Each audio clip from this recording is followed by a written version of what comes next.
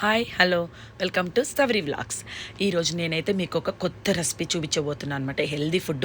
So ఎలా చేద్దామో చూపిద్దాం, వచ్చేసేయండి. రాగి ఉప్మా పన్నీర్ చట్నీ అనమాట. సో ఫస్ట్ అయితే ప్యాన్ పెట్టుకున్నాను, దాంట్లోకి కొంచెం బటర్ యాడ్ చేశాను అనమాట.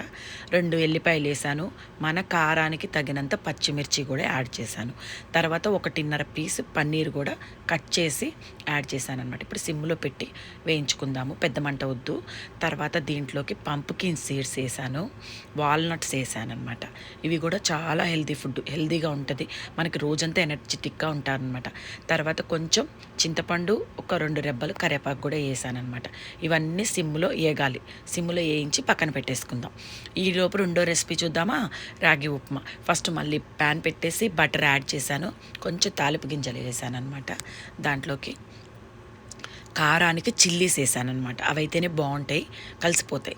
తర్వాత ఇంగువ కొంచెం యాడ్ చేశాను. ఇప్పుడు మనమైతే పాలకూరను కట్ చేసి పక్కన పెట్టుకున్నాను, కొంచెం పాలకూర, అది కూడా ఇందులో వేసి యాడ్ చేశాను. నేను ఒక్క పర్సన్కే చేస్తున్నాను. దీన్ని కొంచెం వేగిన తర్వాత మనకి ఎంత కావాలో అంత వాటర్ అయితే యాడ్ చేసుకుందాం అనమాట. చిన్న గ్లాసు వాటర్ అయితే నేను యాడ్ చేశాను. తర్వాత కొంచెం సాల్ట్ కూడా వేశాను. ఇవి మసలేలోపు రాగి పిండి రెడీ చేసుకుందాం. 3 స్పూన్లు రాగి పిండి అయితే వేసుకున్నాను, టీ స్పూన్ అనమాట. దాన్ని కొంచెం గట్టిగా కలుపుకోవాలి, పలచగా కాదు, గట్టిగా కలిపేసి ఇప్పుడు రాగి ఉప్మా చిన్నగా ఉడుకుతూ ఉంటుంది. మనం ఈలోపు చట్నీని అయితే మిక్సీ పట్టుకుందాం. ఇప్పుడు మనకి రాగి ఉప్మా పన్నీర్ చట్నీ రెడీ అయిపోయింది. మరి వేసుకొని తిందామా? ఎలా ఉందో మీరు కూడా ట్రై చేసి మీకు ఎలా వచ్చిందో నాకు కామెంట్లో చెప్పండి. Bye bye.